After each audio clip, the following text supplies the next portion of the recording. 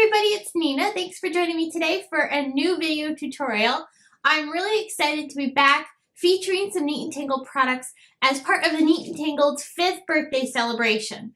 I used to be on the Neat Tangled design team and I loved my time there. Danielle, Miriam, and all the girls that were part of Neat Tangled at that time were so much fun to interact with and create with, and I just really loved it. And I was so thrilled when Danielle emailed me and asked me if I would love to come back and help celebrate their 5th birthday with a guest post. So I'm going to be using some of the new products that Neat Tangled released in celebration of their 5th birthday. One of them is the Hooray stamp set, and I really love the script font on this Hooray sentiment. Danielle's sentiments are always so much fun. They have such a great bouncy, happy feel to them, something that I really, really love. Another product that I'll be using today are the Balloons Duos stencils. So there's actually 2 of them, and you can use these together to create some really fun backgrounds. So I did that. I ended up creating 2 backgrounds that I used to make some shaker cards. So these are the 2 shaker cards that I made. Let me line these up here so you can see. These cards feature a really fun watercolor distress technique that I'm going to show you in the video. I'll show you how I made the background and then made these full-size shaker cards, which are really, really easy to do. I also used some of Neat Tangled's sequins to fill in the shakers, and they have a really great shaker appearance to them, and this color of the sequins really picks up the colors inside of the shakers really nicely. So why don't we head on over to my desk and get started in creating these cards. And I hope you'll also stop by the Neat Tangled blog where you can get more information about the 5th birthday celebrations with Neat Tangled. So let's get started. So I'm first starting off by taking some of the picked raspberry distress ink, and I'm going to smush this onto a page protector and start adding some color down to create a swatch that I'll be able to smush my paper into to create backgrounds. I also used some spiced marmalade and mustard seed to fill in an ombre of color here for my backgrounds. I'm spritzing this with water to get the ink moving. I wanted to be able to have this move really nicely, so as you see the water start to make the ink bead up, that's letting me know that I'm going to get a really nice blend of color because these colors are very saturated. So I'm pressing some watercolor paper into those inks that I have on the page protector. You can use any type of slick surface. I just used a page protector because that's what I had handy. So you can see here I've got this great ombre of color, and I'm just going to kind of tip this back and forth to get the colors to blend a little bit more. And because I have all that ink still on my page protector, I'm able to reactivate it by spritzing it again with some water and creating a second impression. This one's a little bit lighter, but it still looks just as fabulous. And I'm going to dab it in the ink a couple more times just to get a little bit more texture. So these are the backgrounds, and this is so much fun to be able to make these ink smushed backgrounds using the distress inks. You get some really amazing results, and you never know what you're going to end up with. So I ended up creating a total of 3, and I didn't really like how that third one there on the left turned out. So I'm going to end up scrapping that one, and I'll maybe use that in something else later on in another card video. So the 2 that you see on the right, those are the ones that we're going to be using today on my cards. So I added some water splatters onto the backgrounds just to give them a little bit more extra texture, and I lifted that off with my dry rag. Now I'm able to take the Balloons Duos stencils and start sticking these onto my backgrounds to add some balloons. I want to watercolor these balloons, and these are going to be a very messy style of watercolor. They're not going to be perfect. I'm adding the colors using the 3 same colors that I used for the background and adding this into the negative areas of the stencil to fill in the balloons.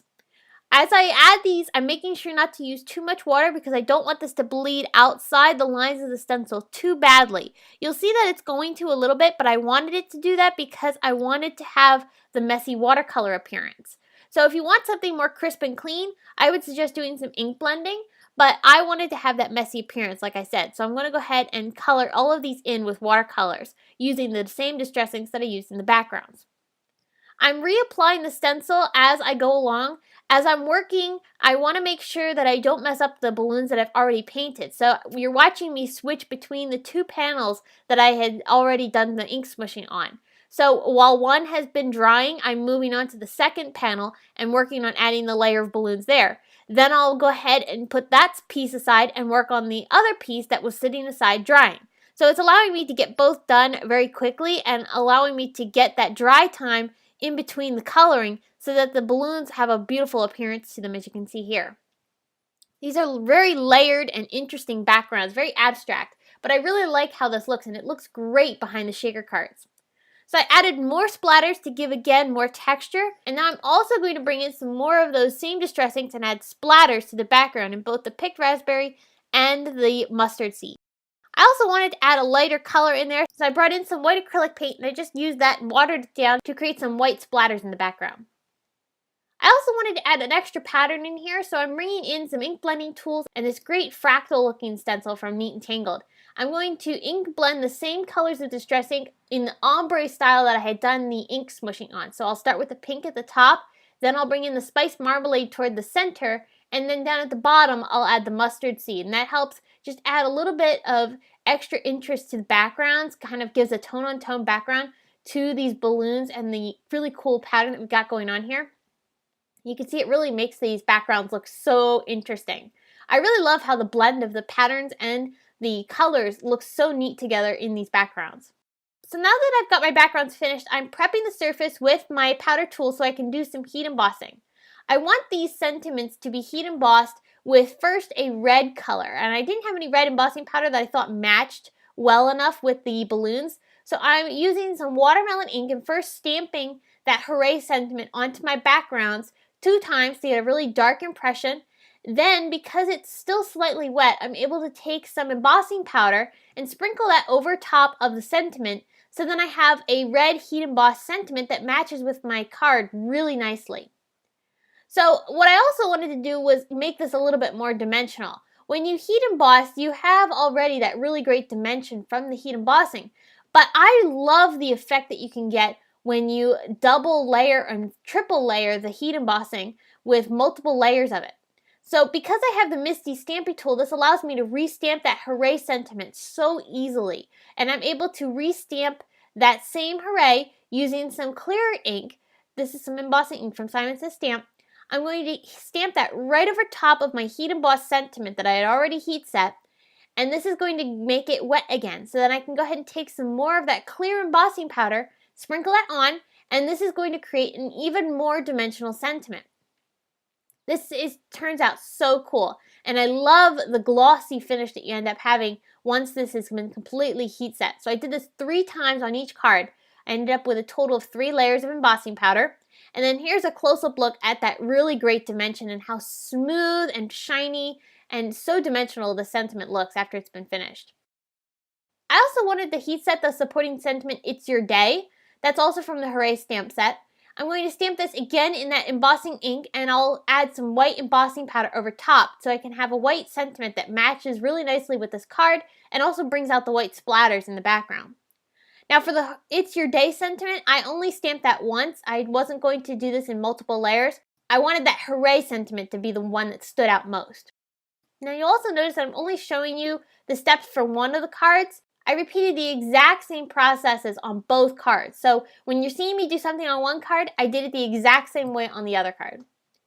So now it's time to build my shaker. So I've die cut a frame using a stitched rectangle die from Simon Says Stamp. I cut this into a 4 1/4 by 5 1/2 inch piece of paper. So I have this really thin frame. I'm laying this on top of some acetate using some liquid glue. I'm being very careful to press this down so I don't make that glue squirt out the edges.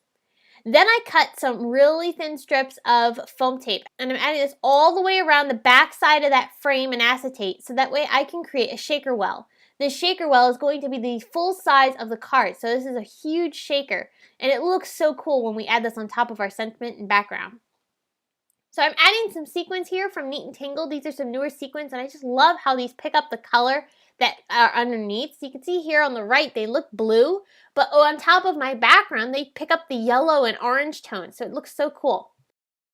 I removed the backing pieces of the foam tape, and I'm laying the second piece of acetate on top of my shaker well. This is going to capture those sequins in place, and I find adding acetate as the backing sheet of my shakers makes the sequins move so much easier.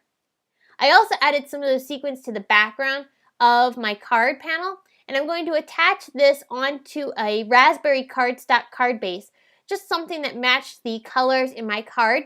You're not going to see it from the front side, but you will see it on the edges of the card, and you'll also see it on the inside. So I wanted something that coordinated really nicely.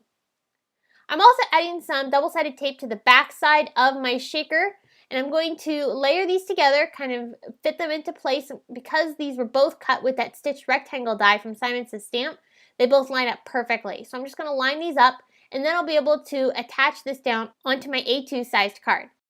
And again, I repeated the exact same process for the second card. I love how these shakers turned out. Big giant shakers like this are so much fun, and these new products from Neat Tangled just really bring out the birthday theme. So I hope that today's video has inspired you to play around with your distress inks, as well as try creating a large shaker like this as well. And I also hope that it's giving you some inspiration on using some of the new products from Neat Tangled. If you enjoyed this video, please give it a big thumbs up, and thank you so much, Neat Tangled, Danielle, Miriam.